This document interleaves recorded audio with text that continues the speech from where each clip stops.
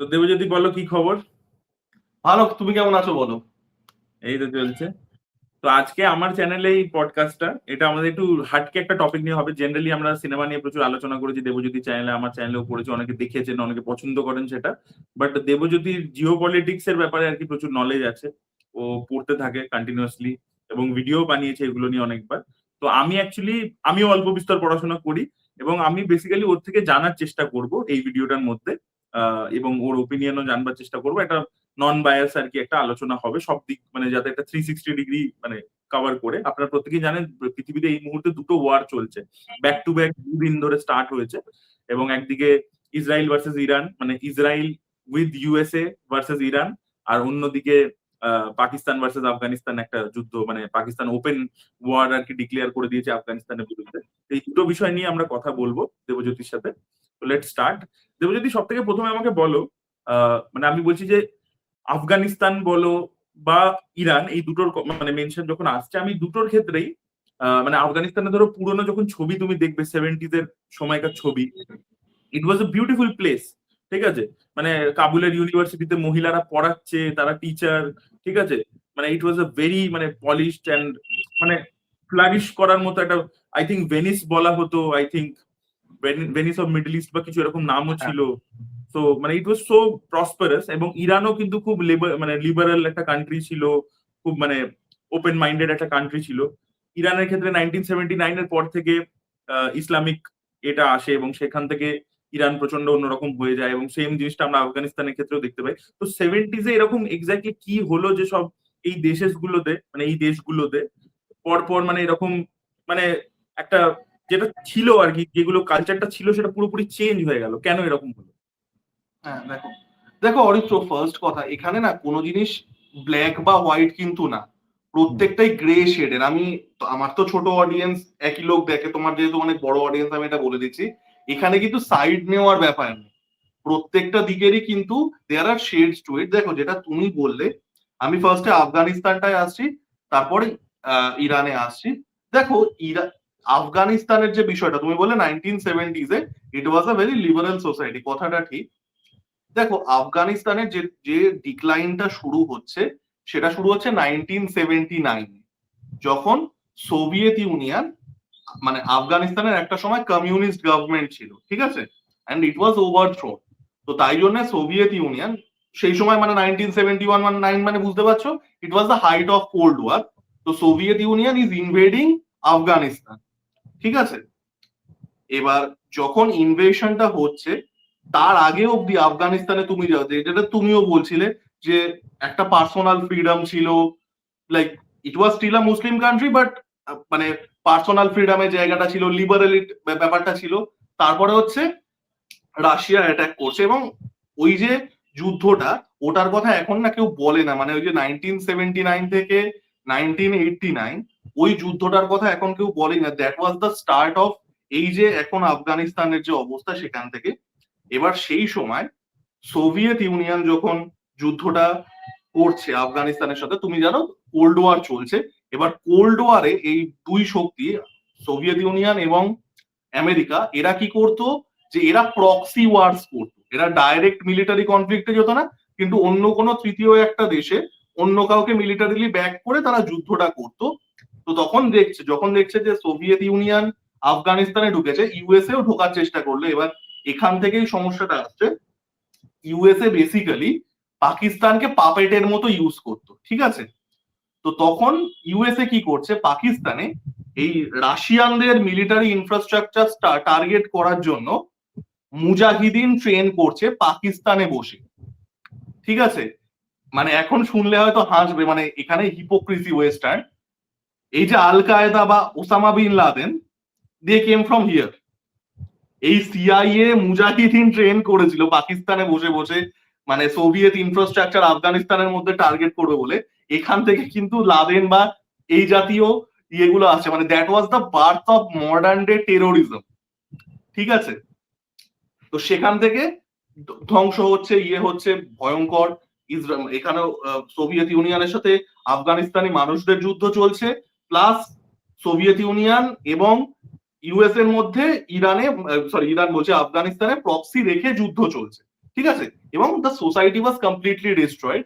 এবার দেখো এখান থেকে আমি যেটা বললাম যে নুয়ান্সটা বোঝা কেন দরকার, যে ধরো তোমার সোসাইটি ডিস্ট্রয় যখন হয়ে যাচ্ছে তখন তুমি কি আঁকড়ে ধরবে, তোমার আইডেন্টিটিটাকে আঁকড়ে ধরবে। সেখান থেকে কিন্তু the religious start becoming fundamentalism. ধরো তোমার জীবনে তোমার কাছে টাকা পয়সা আছে, you have a high standard of living, তোমার কিন্তু আইডেন্টিটিটা ইম্পর্টেন্ট নয়। ইউ মানে তোমার তো অপশনস আছে লাইফে, তাই না? এখানে তোমার যেটা ব্যাপার, যখন তোমার সোসাইটি ডিস্ট্রয় হয়ে যাচ্ছে, তোমার মানে মানে তোমার দেশের অবস্থা মানে তো যুদ্ধক্ষেত্রে পরিণত হয়েছে, then you embrace your identity. তারপরে 90s এর পর থেকে যেটা আমরা এখন আফগানিস্তানকে দেখতে পাই যে it's a fundamentalist Islamic nation. Mullah Omar বলে একজন ছিলেন, হি ওয়াজ তার ফার্স্ট লিডার, এবং সেই সময় থেকেই এই যে ব্যাপারটা আসা শুরু হচ্ছে। এবং তারপরে 2001 সালের তোমরা সবাই জানো যে যখন 9/11 হচ্ছে, ইউএসএ কোনো কারণ ছাড়া ইরাক এবং আফগানিস্তানে ইনভেশন করছে। ইরাকের ইনভেশনটাও ভয়ঙ্কর ভাবে শেষ হচ্ছে, ওখান থেকে আইসিস এর জন্ম হচ্ছে, এবং আফগানিস্তানে ইউএসএ 20 বছর ছিল, সেই 20 বছরে তারপরে তারা চলেও আসছে। ঠিক আছে, এইবার এখান থেকে সোসাইটিটা ডিস্ট্রয় হয়ে যাচ্ছে। এইবার তোমাকে বুঝতে হবে যে আফগানিস্তানের সাথে পাকিস্তানের কনফ্লিক্টটা কেন। দেখো আফগানিস্তানের সাথে আমি এখানে এক পাকিস্তানের সেকেন্ড তোমাকে একটু কাটবো। আপনারা যেহেতু আমাদের প্রাইমারিলি সিনেমার চ্যানেল, তাই জন্য আপনাদেরকে বলছি যে দেখুন, ইউএসএ তে সেই সময় 80s এর সময়টা যেটার কথা দেবজ্যোতি বলছে, তখন যেহেতু কোল্ড ওয়ার চলছে, তাই জন্য American cinema use to target Russian villains দেখানো হতো। এবং এই যে বিষয়বস্তুটা নিয়েও কথা বললো, আফগানিস্তান ভার্সেস রাশিয়া ওয়ার, এটা সব থেকে বেশি রিফ্লেক্টেড হয়েছে র্যাম্বো 3 তে। এবং Rambo 3 is a propaganda film. Rambo 3 is a American propaganda film, because Rambo 3 তে সিলভেস্টার স্ট্যালোনের ক্যারেক্টারটা প্রথমে দেখাচ্ছে যে পাকিস্তানে যাচ্ছে, পাকিস্তানের মার্কেট থেকে ওয়েপন্স পাচ্ছে, তারপরে আফগানিস্তানে যাচ্ছে। এবং তুমি যদি দেখবে যখন ছবিটা শেষ হয়, দের ইজ মানে একটা হয় না যে ক্যাপশন আসে, ক্যাপশনে লেখা আছে যে it is a tribute to all the mujahideens who have died fighting. ঠিক আছে, মানে যাদেরকে পরবর্তীকালে আমেরিকা যাদের সাথে আবার লড়াই করেছে, তাদেরকে আবার ওই সিনেমাতে আর কি সেলিব্রেট করেছে লাস্টে। এবং ওই হ্যাঁ, মানে ওখানে ওই ছবিটার মধ্যে রাশিয়ানদেরকে খারাপ দেখানোর জন্য আফগানিস্তানের লোক, মানে আফগানিস্তানের লোকেদেরকে নয়, খালি মানে মুজাহিদিনদেরকে ভালো দেখিয়েছে।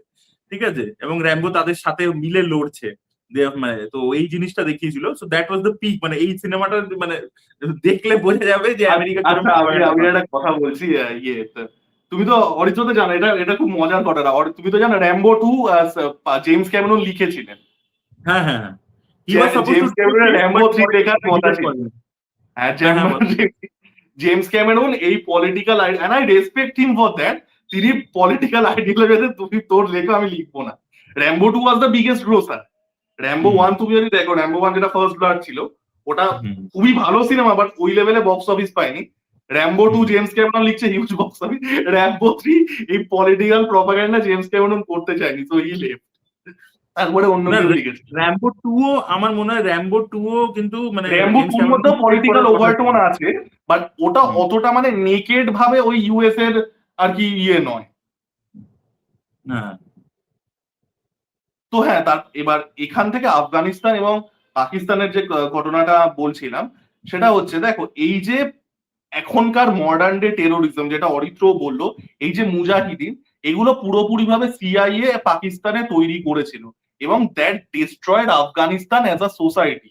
কনস্ট্যান্ট সুইসাইড বম্বিংস হচ্ছে, প্রক্সি ওয়ার হচ্ছে দুটো শক্তির মধ্যে। তারপরে রাশিয়াও ইয়েতে গিয়ে প্রচুর অ্যাট্রসিটিস করেছিল, ইউএসএ তো করেই ছিল, মানে আমি সেসবে যাচ্ছি না। মানে আফগানিস্তান অ্যাজ আ নেশনের উপরে আমরা খুব ইজিলি একটা দেশকে বলে দিতে পারি, বাট আফগানিস্তানের উপর অনেক কিছু হয়েছে, মানে হরিফিক, মানে সেই ইউএসএ ট্রুপসে মানে আফগানিস্তানি মহিলাদের আর কি তুলেন, মানে অনেক কিছু হয়েছে, মানে lot of atrocities, war crimes হয়েছে। তো যাই হোক, এই জন্যে আফগানিস্তান কিন্তু পাকিস্তানকে শত্রু হিসাবে দেখে, যে তোমাদের দেশ থেকে মুজাহিদিন এসে আমাদের দেশে নষ্ট করেছে। এবং আরো একটা কারণ আছে, এবং সেটার জন্য ব্রিটিশ দায়ী, যেটার জন্য আমরাও ভুগছি, সেটা হচ্ছে ডুরান্ড লাইন। ঠিক আছে, যেটার কোনো অর্থ নেই। ডুরান্ড লাইন হচ্ছে আফগানিস্তান আর পাকিস্তানের বর্ডার। এটা বোধহয় 1890 বোধহয় 1893 মোস্ট প্রবাবলি হয়েছিল। এবার তোমরা মানে আমি বলবো যে সবাই একটু ম্যাপটা খুলতে। আফগানিস্তান মানে পাকিস্তানের যে নর্দার্ন সাইডটা আছে, সেটাকে বলে খাইবার পাখতুনখোয়া। ঠিক আছে, ইটস আ পাশতুন রিজিয়ন। পাশতুন দেখবেন দেখতে খুব সুন্দর হয়, পাহাড়ি। সো এই পাশতুন রিজিয়ন আর আফগানিস্তানের নর্দার্ন যে রিজিয়ন, তাদের কালচারালি তারা same, they are the same people, ঠিক আছে? একই ভাষায় কথা বলে, কালচার এক, জীবনধারা এক, সবই এক। এবার কি হচ্ছে, ইংল্যান্ড তো একটা ব্রিটিশ লোক, তো তার তো কালচারাল নুয়ান্স বোঝা সম্ভব না। সে মাঝখান থেকে একটা দাগ কাটে বলছে যে এটা একটা আলাদা দেশ, আর 1947 যখন পাকিস্তান ক্রিয়েট হচ্ছে সেটা আলাদা দেশ। এবার এরা তো সেম গ্রুপ অফ পিপল। এবার এই জন্যে একই গ্রুপ অফ পিপল যাদের একই বিশ্বাস, একইভাবে তাদের জীবনধারা, এক ভাষা বলে, তারা দুটো দেশে ভাগ হয়ে যাচ্ছে। তাই জন্য কি হচ্ছে যে এই বর্ডারটা আফগানিস্তান কোনোদিন মানেই না। তুমি দেখবে আফগানিস্তান সবসময় খাইবার পাখতুনখাওয়াকে বলে ওটা আমাদের জায়গা। মানে মানে এটা কিন্তু পুরোপুরি ভাবে একটা কালচার, এবং এটা আমি পুরো 100% আফগানিস্তানকে সমর্থন করি, because they are the same people. কেউ একটা ব্রিটিশ লোক না বুঝে, যেটা আমাদের সাথেও হয়েছে, যে আমাদের পার্টিশনের সময় এত ভায়োলেন্স কেন হয়েছে, তুমি জাস্ট কিছু র্যান্ডাম লাইন্স কেটে দিয়েছো, তাই না? তো এইখান থেকে ইয়েটা হচ্ছে। আর আফগানিস্তান আর পাকিস্তানের মধ্যে এখন আনডিক্লেয়ার্ড ওয়ার চলছে। এবার এই আনডিক্লেয়ার্ড ওয়ারটা দেখা যাক কতটা এসকেলেট করে, কারণ আফগানিস্তানও কিন্তু প্রচন্ড as a society battle hardened, because they have seen 2 long wars. একটা সোসাইটির তো রেজিলিয়েন্স দরকার। আফগানিস্তান অ্যাজ আ সোসাইটি প্রচন্ড ওয়ার রেজিলিয়েন্ট। তো দেখা যাক কি হয়। তবে এটা যেটা যে অ্যাটাকটা আফগানিস্তান করছে, আমি দেখছি মানে পাকিস্তান থেকে অনেকে প্রপাগান্ডা করছে, they are like well within their right to claim the territory, যা খাইবার পাখতুনখোয়া, যেটা এনশিয়েন্ট, যেটা আমরা পার্টিকুলারলি এইবারে তো যেটা হয়েছে, যেটা মানে এই দুদিন আগেকার ঘটনা, সেটাতে তো মনে হয় একদিন পাকিস্তান ওখানে কিছু এয়ার অ্যাটাকস করেছে না, কিছু এয়ার অ্যাটাকস করেছে। এবার দেখো ব্যাপারটা হচ্ছে, দেখো এখানে তো সবই দিয়ে আছে, যে মানে আফগানিস্তান এখন অ্যাজ আ সোসাইটি ওইভাবেই অপারেট করে। দে হ্যাভ মিলিট্যান্ট গ্রুপস, ঠিক আছে? আফগান মিলিট্যান্ট গ্রুপস, মানে টিটি, মানে মানে আফগানিস্তানের আর কি তালিবান আছে, আফগান তালিবান, অন্যান্য গ্রুপ যেগুলো আছে, they are very active in Pakistan, যারা সবসময় আর কি করতে থাকে অ্যাটাক এন্ড এভরিথিং। তো মানে ওই যে জায়গাটা খাইবার পাখতুনখোয়া, ওখানে একটা লো লেভেলের ইনসার্জেন্সি চলতেই থাকে। তো এবার এসকেলেট করে গেছে অনেকটা। এবং বাই দ্য ওয়ে, অনেকে আমি দেখেছি যে মানে বালুচিস্তান কনফ্লিক্টটা আর খাইবার পাখতুনখোয়ার কনফ্লিক্টটাকে একই জায়গায় দিতে, Balochistan is a separate conflict. Khyber Pakhtunkhwa এটা কিন্তু পুরোপুরি ভাবে একটা পাশতুন আইডেন্টিটি, যে যারা একই গ্রুপ অফ পিপল, ব্রিটিশরা মাঝখান দিয়ে দাগ কেটে বেরিয়ে গেছে, দেশ আলাদা হয়ে গেছে, আফগানিস্তানের লোকেরা ওটাকে মানে না, পাকিস্তানের লোকের উপরে আফগানিস্তান লোকেদের রাগ আছে, যেহেতু ওই মুজাহিদিন ট্রেন করেছিল, তো সেখান থেকে ইয়ে হচ্ছে। বলছি বালুচিস্তানের মেন ঝামেলাটা মিনারেলস নিয়ে না? মিনারেলস এর তো একটা ঝামেলা তো আছে। দেখো অরিত্র, পৃথিবীর প্রত্যেকটা ঝামেলাই না, it is about access to resources. বালুচিস্তানের ইয়েটাও, বালুচিস্তান থেকে আমাদের মানে সেই সময়কার একজন খুবই স্বাধীনতা সংগ্রামী ছিলেন, খুবই, তিনি দেশের জন্য অনেক কিছু করেছিলেন, খান আব্দুল গাফফার খান। তো ওই জায়গাটা থেকে মানে ওই আফগানিস্তান, বালুচিস্তান, ওই যে বেল্টটা থেকে, এবার বালুচিস্তান যে রিজিয়নটা আছে আমাদের, এখন সবার পপুলার বালুচ হচ্ছে আমাদের, বলো, রেহমান ডাকাত। এখন মানে গ্লোবালি সব থেকে পপুলার। তো ইটস আ ট্রাইবাল বেল্ট, যাদের সাথে কালচারের কিন্তু কোনো সম্পর্ক পাকিস্তানের নেই, কারণ পাকিস্তানের যে কালচারটা, সেটা মেনলি দুটো জায়গা থেকে ইয়ে হয়, ঠিক আছে? পাকিস্তানের পলিটিক্সটা তোমাকে বুঝতে হবে, এটা দুরান্তারে দেখিয়েও ছিল। একটা হচ্ছে সিন্ধি কালচার, যেটার বেস হচ্ছে করাচি, আর আরেকটা হচ্ছে পাঞ্জাবি কালচার, যেটার বেস হচ্ছে লাহোর, ঠিক আছে? এবং এই পাকিস্তানে আপনারা একটুখানি গুগল বা কিছু করে দেখবেন, এই সিন্ধি পাঞ্জাবি কনফ্লিক্ট কিন্তু বিশাল বড়। আর এই জন্য লাহোর করাচি কনফ্লিক্ট, যেমন আমাদের দেখবে, আমাদের তো মানে ওই লেভেলে নয়, বাট দেখবে দিল্লি মুম্বাইয়ের একটা কালচারাল কনফ্লিক্ট আছে।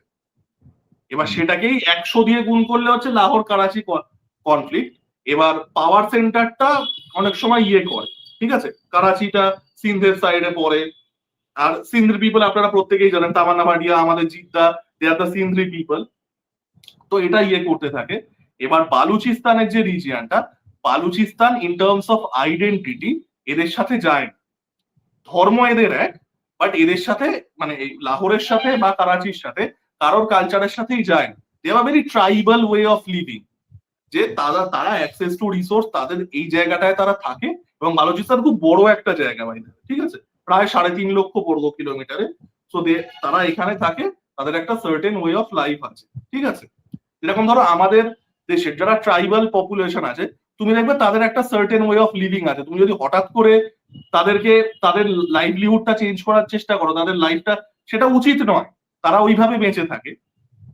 এবার আবারও 1947-এ যখন পাকিস্তান তৈরি হলো, they got control of this region. এবার বালুচিস্তানের লোকেরা সেটা মানছে না, যে আমরা তো এই নই, আমরা না লাহোরের লোকেদের মতো, না আমরা না সিন্ধি, না পাঞ্জাবি, আমরা বালুচিস্তানি। আমাদের ওয়ে অফ লাইফ কমপ্লিটলি আলাদা, রিলিজিয়ান একই। আমি এখানে কিন্তু কালচারাল বলছি, ঠিক আছে। আর না, পাকিস্তান, আমি একটা জায়গায় পড়ছিলাম, মানে correct me if I am রং, যে বালুচিস্তান থেকে যে মিনারেলস বেরোয়, পাকিস্তান গভর্নমেন্ট ওটাকে ডাইরেক্টলি ওখান থেকে এক্সট্রাক্ট করে নেয়, এবং ওদের মানে যারা লোকালস আছে they don't get benefit of that. হ্যাঁ, ঠিকই বলেছো।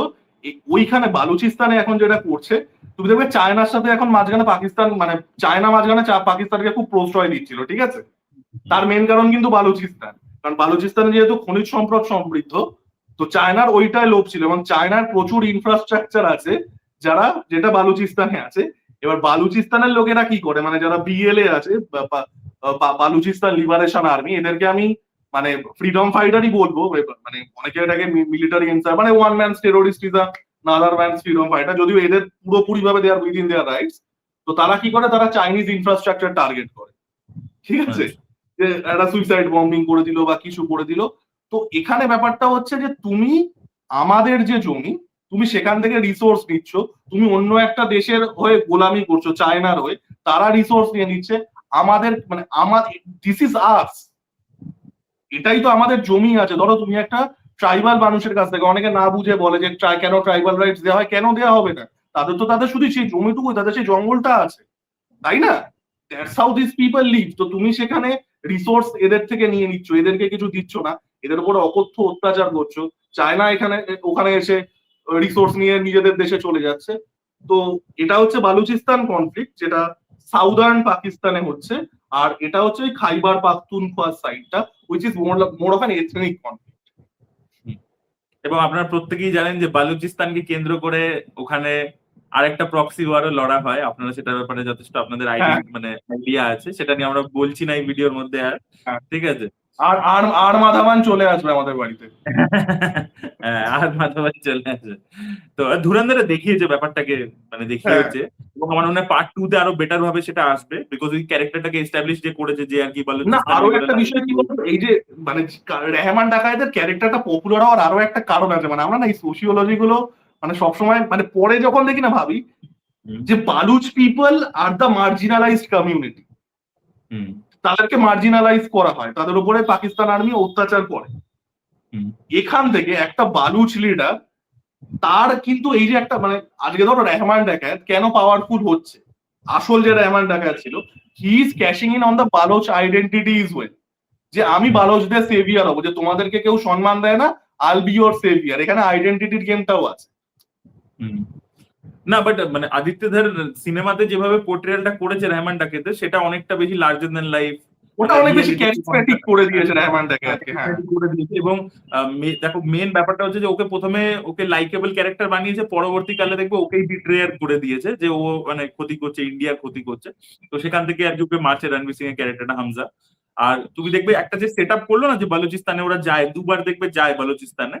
তো সেই বালুচিস্তানে কিন্তু পরবর্তীকালে বালুচদের হেল্প নিয়েই কিন্তু হামজা কিন্তু এই যাদেরকে মারবে আইএসআই লোকেদেরকে, তাদের কিন্তু ওখানে বালুচিস্তানের মানে পার্ট 2 তে ওটা আমরা সিগনিফিকেন্সটা আরো বেটার বুঝতে পারবো আর কি ছবিটার মধ্যে।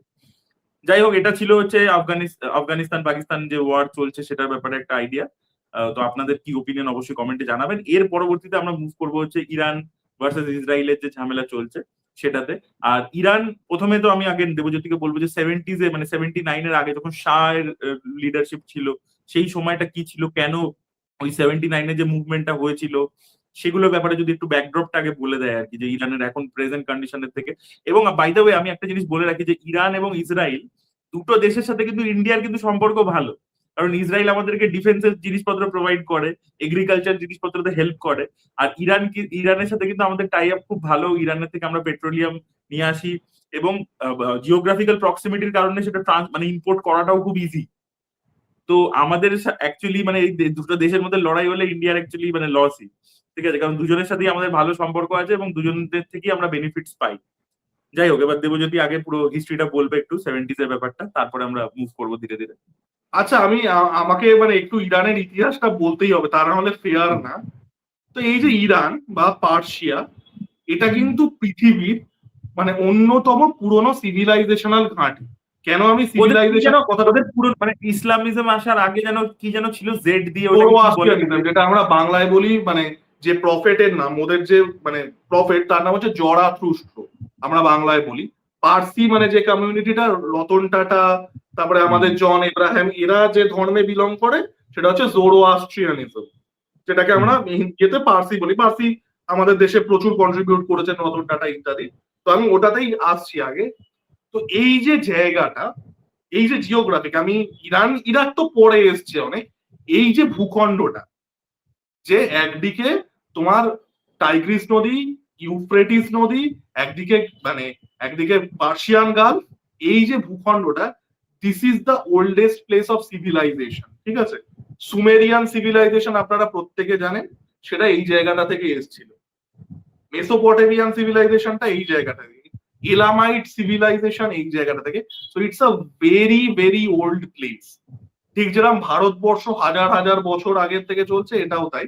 এবার আমি আসবো হচ্ছে জোরোয়াস্ট্রিয়ানিজমে। আমি ছোট করে বলে দিচ্ছি কনফ্লিক্ট লাগে, যুদ্ধ থেকে এগুলো বলা, তুমিও একটুখানি স্পিরিচুয়ালি ইনক্লাইন্ড, আমিও তাই, এগুলো বলতে অনেক বেশি ভালো লাগে। তো জোরোয়াস্ট্রিয়ানিজম কিন্তু, এটা হয়তো অনেকে জানেন না, পৃথিবীর প্রথম মনোথিইস্ট রিলিজিয়ান, মানে পৃথিবীর প্রথম একেশ্বরবাদী রিলিজিয়ান কিন্তু জোরোয়াস্ট্রিয়ানিজম। আপনারা জানেন একেশ্বরবাদী রিলিজিয়ানে একজন ভগবান থাকে এবং একজন মেসেঞ্জার থাকে, যেরকম খ্রিস্টিয়ানিটিতে the God is the supreme being এবং তার মেসেঞ্জার অফ গড হচ্ছে জিসাস ক্রাইস্ট। মুসলিমদের the Allah is the supreme being এবং prophet Mohammad is the messenger of God. তেমনি জুডাইজমেরও তাই, যে ইয়াহওয়ে ওদের যে ভগবানের নাম, এবং তাদের মেসেঞ্জার হচ্ছে মোজেস, এব্রাহাম, এরা মোজেস প্রাইমারিলি। তো ওয়ার্ল্ডের ফার্স্ট মনোথিইস্টিক রিলিজিয়ান হচ্ছে মানে জোরোয়াস্ট্রিয়ানিজম, এবং তারা একটা ভগবানেই বিশ্বাস করতো, সেটা হচ্ছে Ahura Mazda. By the way, Ahura, this word comes from Asura. কারণ হিস্টোরিক্যালি তুমি যদি দেখো, এই যে ইরানের যে রিজিয়নটা আছে সিভিলাইজেশন একটা, and Indian civilization, they were neighbors historically. These were the neighboring land. তো প্রচুর কালচারাল এক্সচেঞ্জের জায়গাটা ছিল।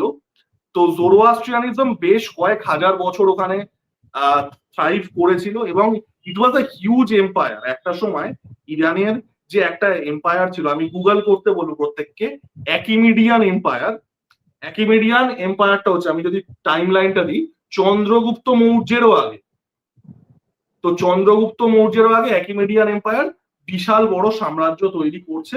তো তাদের একটা গ্লোরি ফেজ ছিল কয়েক হাজার বছরে।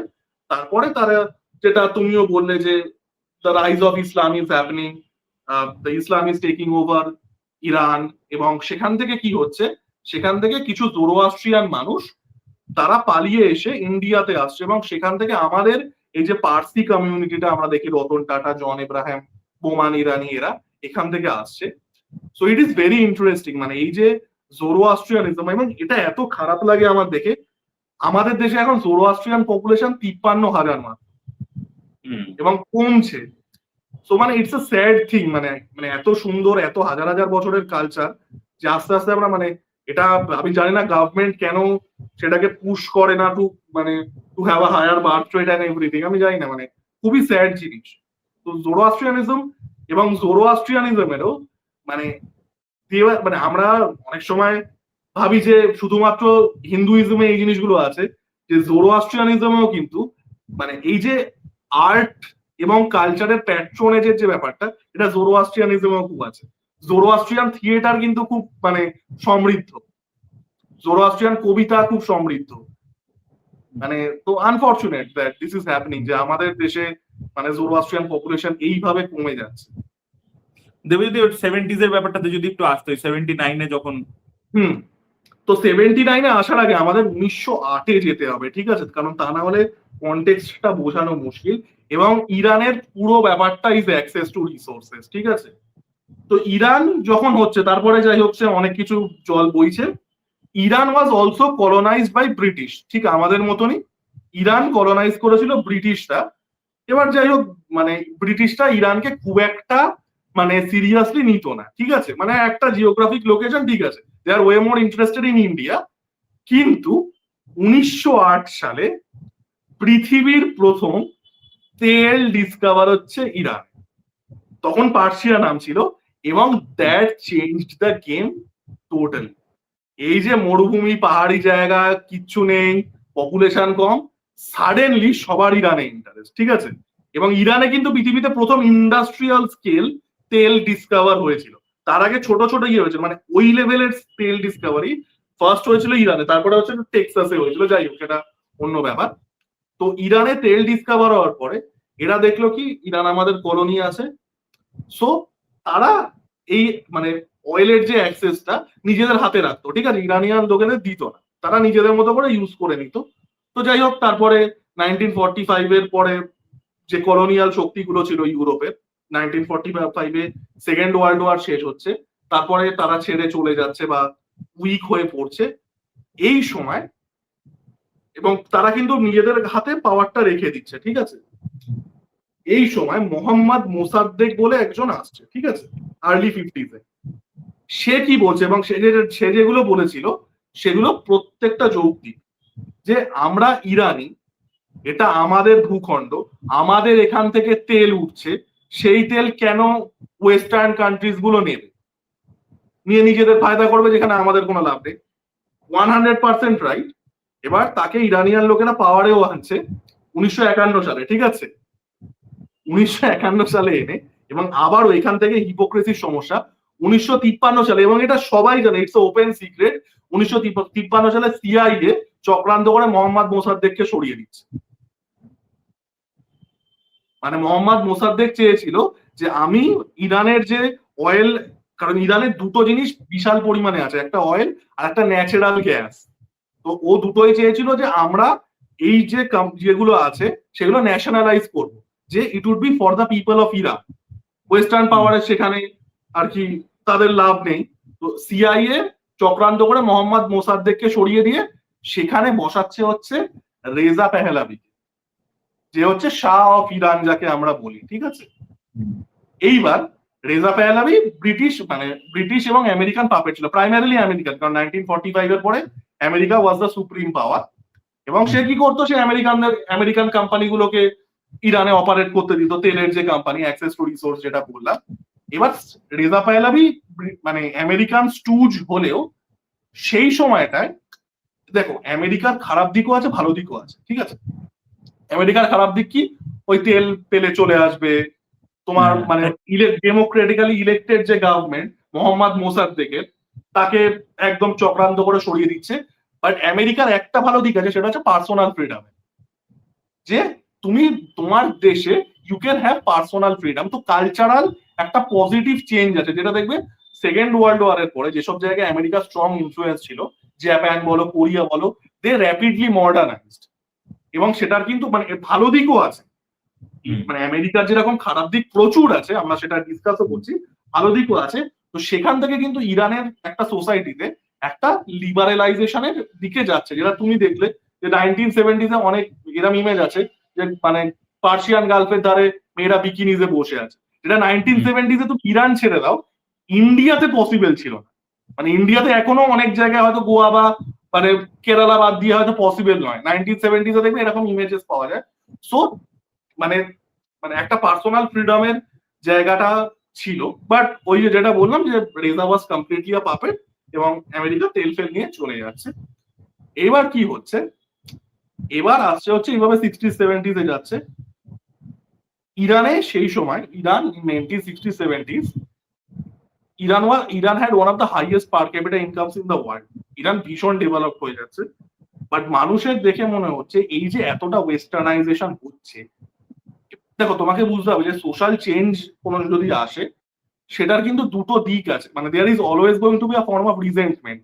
এখনো দেখো না যে এত কেন হচ্ছে, দেখো এআই নিয়ে আমরা কত মানে ডিসকোর্স শুনি যে এআই ক্ষতি করে দিচ্ছে and all that, so there is always that. এবার কি হচ্ছে, তো একটা গ্রোয়িং রিজেন্টমেন্ট ছিল যে এত ওয়েস্টার্নাইজ হচ্ছে, এত হচ্ছে, মানে আমেরিকা রেজা পেহলাবিকে আর কি করে রেখেছে, পাপেট বানিয়ে রেখেছে। তা মানে ইরানিয়ান লোকেদের লাইফ হয়তো ভালো ছিল, but again the access to resources was with USA puppet master ছিল। তো সেখান থেকে ইরানের মধ্যে একটা মানে শুরু হচ্ছে, একটা গ্রোয়িং একটা মুভমেন্ট শুরু হচ্ছে যে এটার যে সলিউশন, এই যে এত বেশি মডার্নাইজেশন বা ইউএস এর প্রভাব সরানো, সেটা হচ্ছে we need to go back to ইসলাম। ঠিক আছে, আমরা ইসলাম থেকে অনেকটা সরে এসেছি, we need to go back to ইসলাম।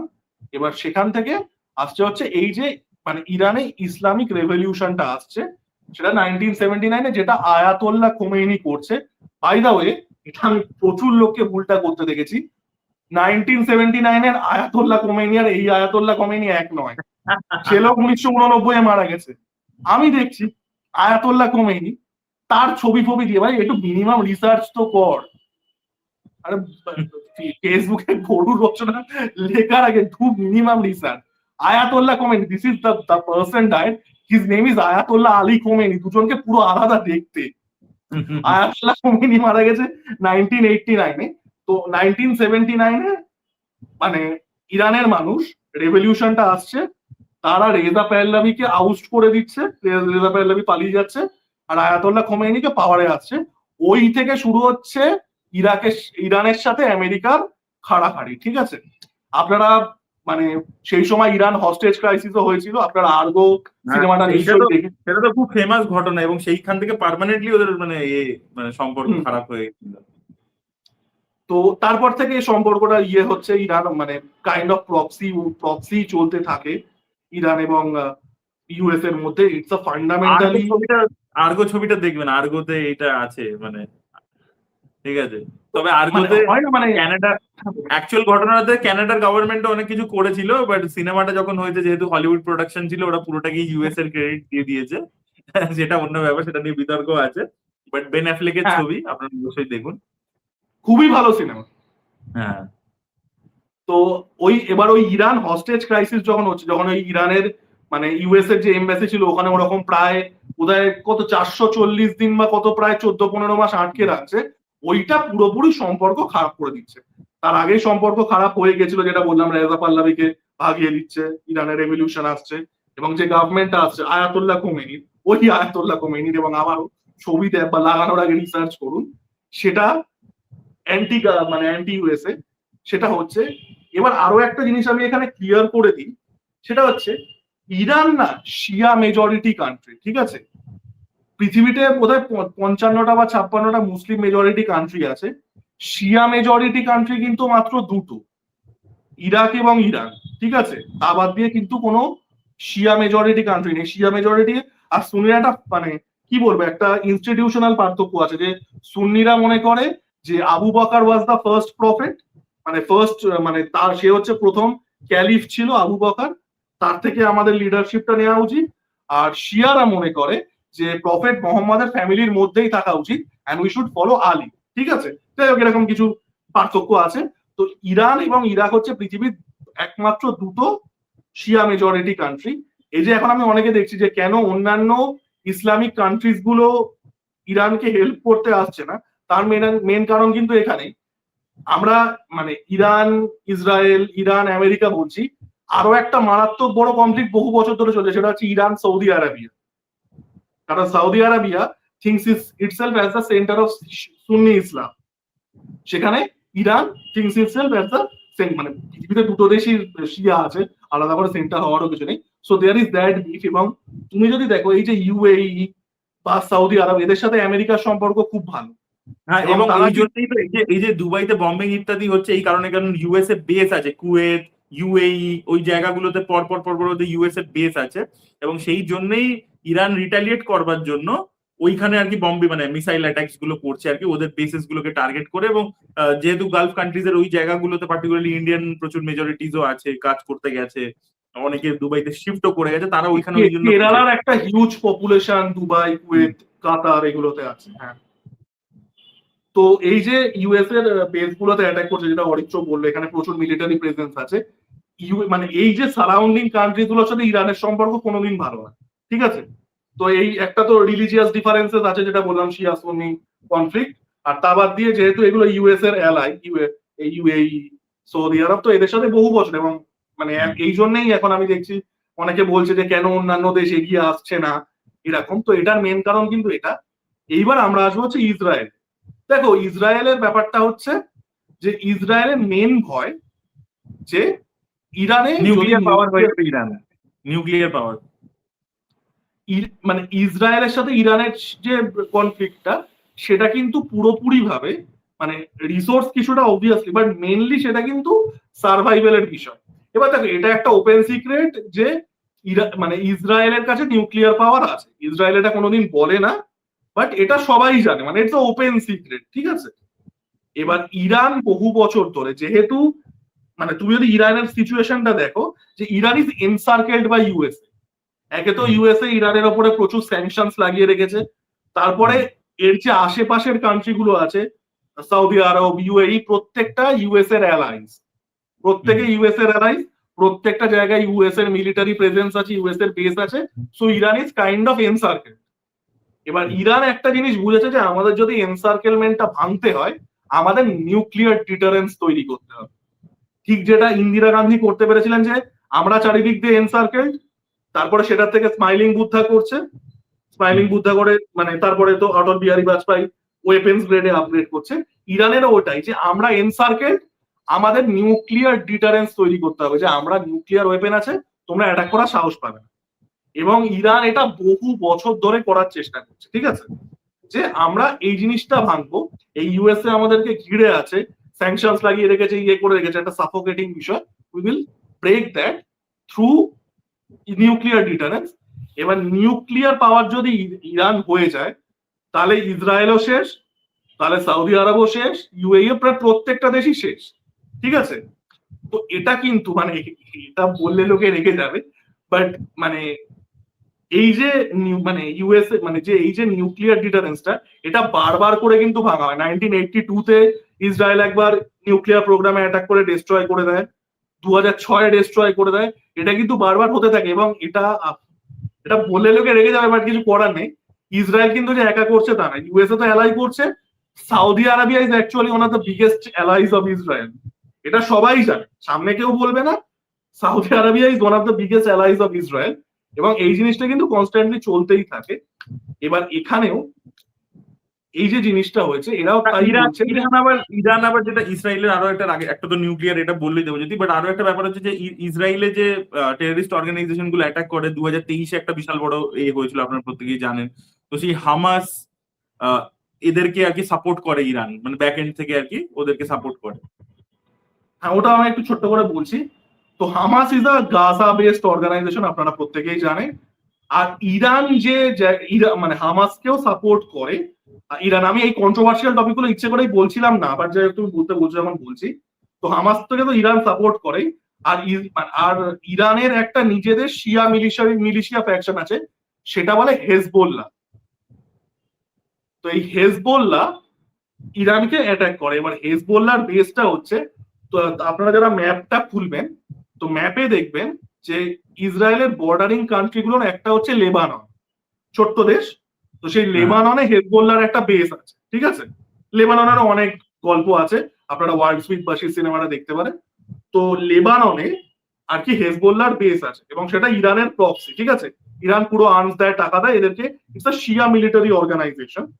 তো এরা ইরানকে ওই লেবানন থেকে ইরানে মানে ইসরায়েলে অ্যাটাক করে। এই জন্য দেখবে ইসরায়েল মাঝে মাঝেই লেবাননে গিয়ে বম্বিং করে আসছে, ইয়ে করে আসছে, এই জিনিসটা হয়। এটা হেজবোল্লাহ, এবং ইরান ইয়েকেও হামাসকেও সাপোর্ট করে। এবার এখানে ইসরায়েলের যে প্রশ্নটা, সেটা সার্ভাইভালের প্রশ্ন। যদি ইরানের কাছে নিউক্লিয়ার ওয়েপেন চলে আসে, তাহলে ইসরায়েল শেষ। এবং যেটা বললাম, এখানে শুধুমাত্র দেখো, এটাকে আমি দেখেছি অনেকে ওই ক্লিকবেট করার জন্য এটাকে শুধুমাত্র এরা জুডাইজম বনাম ইসলাম এরা এই টাইপের করে দেয়, ইহুদি বনাম মুসলিম। সেটা কিন্তু শুধুমাত্র নয়, এখানে তোমাকে বুঝতে হবে যে একজন ডিক্টেটরের হাতে পাওয়ার চলে আসলে সেটা কি হতে পারে। ধরো আজকে ইরানের কাছে মানে ধরো নিউক্লিয়ার ওয়েপেন চলে আসছে, Iran can attack Saudi Arabia is, তাদের সাথে ইরানের সাথে সৌদি আরবিয়ার প্রচন্ড পুরনো একটা সম্পর্ক। তো যাই হোক, মানে সেসব হলো। তো হওয়ার পরে কি হচ্ছে যে এখন তারা আবার ওই যে একটা তো তোমাকে সূত্র ধরে অ্যাটাক করতে হয়, তারা আবার বলছে যে ইরান নিউক্লিয়ার টেস্ট করছে, Iran is trying to build a nuclear weapon, say attack করছে।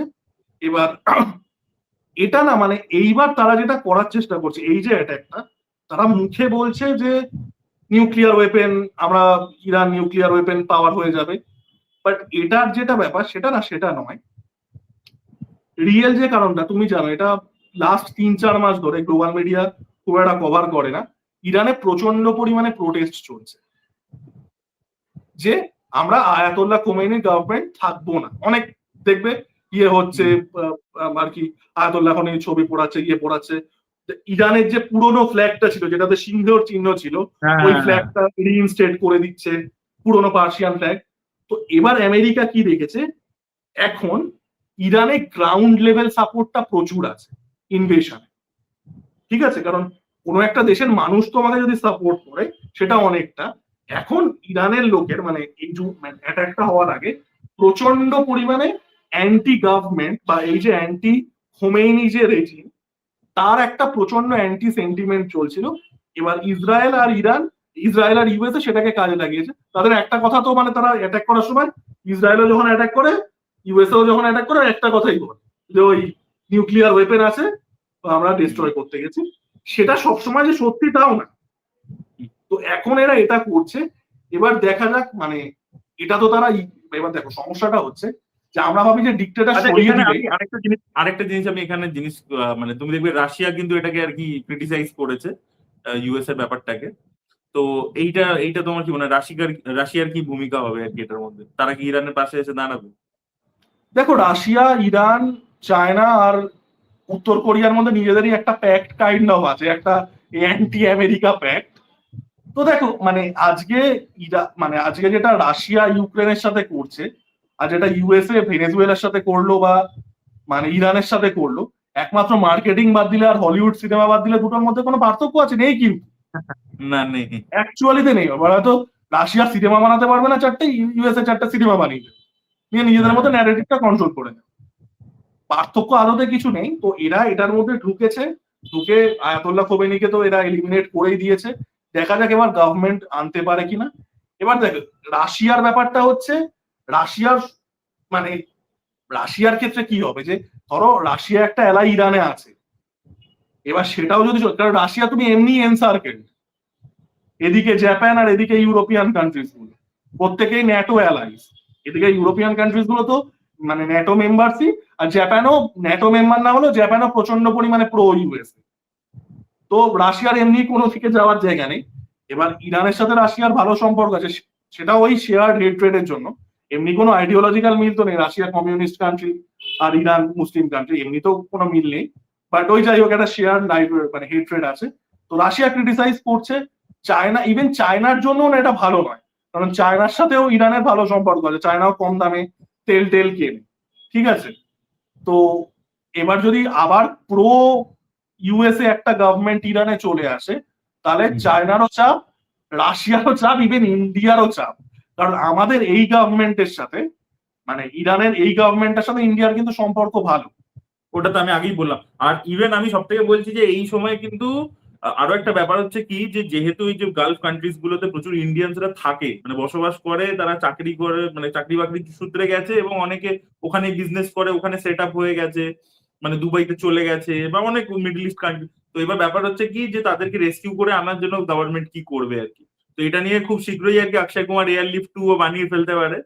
আমি বলতে যাচ্ছি এয়ারলিফট 1 কিন্তু এটাই ছিল, যখন সাদ্দাম হোসেন কুয়েতে অ্যাটাক করছে, কুয়েতে একটা বড় ইন্ডিয়া, অক্ষয় কুমার তো রেডি আছে। হ্যাঁ, অক্ষয় কুমার স্ক্রিপ্ট রেডি করছে এয়ারলিফট 2 এর জন্য, এটা যে কোনো দিন হয়ে যাবে, অ্যানাউন্স হয়ে যাবে। আর দ্বিতীয় হচ্ছে জন আব্রাহাম কিন্তু ডিপ্লোম্যাটের একটা পার্ট বানাতে পারে, কারণ তুমি দেখবে ডিপ্লোম্যাটেরও কিন্তু একটা পার্ট ওখানে হতে পারে, যে কি করে গিয়ে নেগোসিয়েশন করে নিয়ে এলো আর কি। দেখো আমার মনে হয় এটা এই জাতীয় সিনেমা না জন আব্রাহামেরই বানানো উচিত।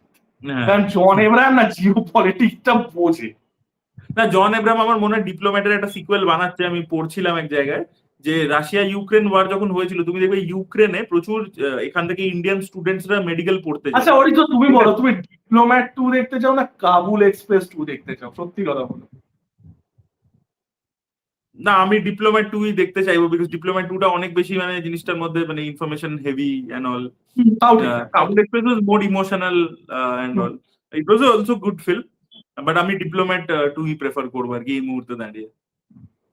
তো অ্যাকচুয়ালি ডিপ্লোম্যাট 2 হচ্ছে যে ওইখানে ইন্ডিয়ান স্টুডেন্টসদেরকে ইউক্রেন থেকে কি করে বাঁচিয়ে নিয়ে চলে আসবে সেটা নিয়ে আর কি একটা হচ্ছে ছবি। হ্যাঁ, তো এবার দেখা যাক। এবার আমি যেটা বলতে যাচ্ছিলাম, আমি শেষ করার আগে এটা একটা বলে দিই। সেটা হচ্ছে কোনো জায়গাতে ডিক্টেটর সরিয়ে দেওয়া মানে আমরা ভাবি হ্যাঁ তো খুব ভালো কথা, ডিক্টেটর সরে গেল ডেমোক্রেসি চলে আসবে, হয় না। এই ইউএসএ বহুবার করেছে, প্রত্যেকটা জায়গাতে খুব বাজেভাবে শেষ হয়েছে। ইরাকে এরা সাদ্দাম হুসেনকে সরিয়ে দিল, কি হলো, it started a long civil war, এবং ওখান থেকে আইসিস এর জন্ম হচ্ছে।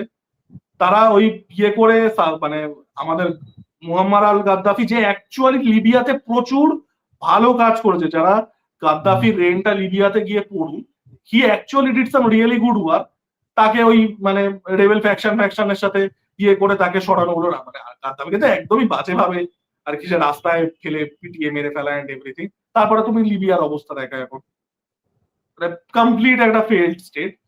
তো মানে আমি জানি না মানে ইরানের কি সেই সাধারণ মানুষের মধ্যে সেই ইনস্টিটিউশনাল স্ট্রেংথটা আছে যে আমরা ইউএসএ ঠিক আছে এলিমিনেট করে দিয়েছে, কিন্তু কোনো মানে রেবেল ফ্যাকশন বা কোনো ইনসার্জেন্সি বা কোনো টেরোরিস্ট অর্গানাইজেশনকেও রেজিস্ট করবো। তো দেখা যাক সেটা হয় কিনা। মানে এই জিনিসটা বারবার করে আমরা আফগানিস্তানে দেখেছি, আমরা লিবিয়াতে দেখেছি। It's a sad thing unfortunately. দেখা যাক, মানে এই নয় যে আয়াতুল্লাহ খোমেনিকে মেরে দিল আর কালকের থেকে ইলেকশন হবে। ইলেকশন ইন্ডিয়াতে ঠিক করে হয় না, ইরানে কি করে হবে।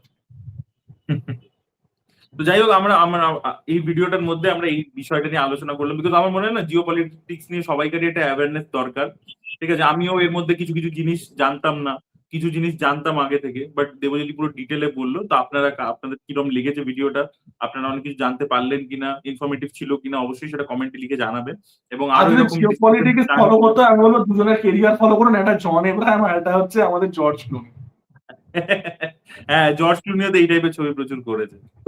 জর্জ ক্লুনি তো সিরিয়ানা বানিয়েছিল এই যে জিও পলিটিক্স এবং মানে ইউএসএ ওখানে গিয়ে তেলের চক্করে যেসব ঘোটালা পাকায়, সেটা তো মানে জর্জ ক্লুনি 2005-এ সিরিয়ানাতে দেখিয়ে দিয়েছে। না, তো মানে ধরো এই যে গাদ্দাফির কথা তুমি বললে, ও তো সেই পেট্রো ডলার সিস্টেমকে চ্যালেঞ্জ করেছিল বলে আগে। না না, গাদ্দাফি কিন্তু গাদ্দাফি লিবিয়াতে খুব ভালো কাজ করেছিল। মানে সে ওই ইসলামী, তুমি দেখবে ইভেন ওই যে সোমালিয়াতে ইউএসএ যখন পাঠিয়েছিল, সব জায়গায় ওদের সব জায়গাতে প্রবলেম, কোথায় কি এইটাই তো হচ্ছে ওরা সমস্যা। যে বলছে না। ধরো আজকে ধরো গাদ্দাফি গাদ্দাফি কি মানে সব ভালো কাজ করেছে তা নয়, বাট গাদ্দাফি কিন্তু লিবিয়াকে ধরে রেখেছিল। Libya was a very developed country during Gaddafi's time.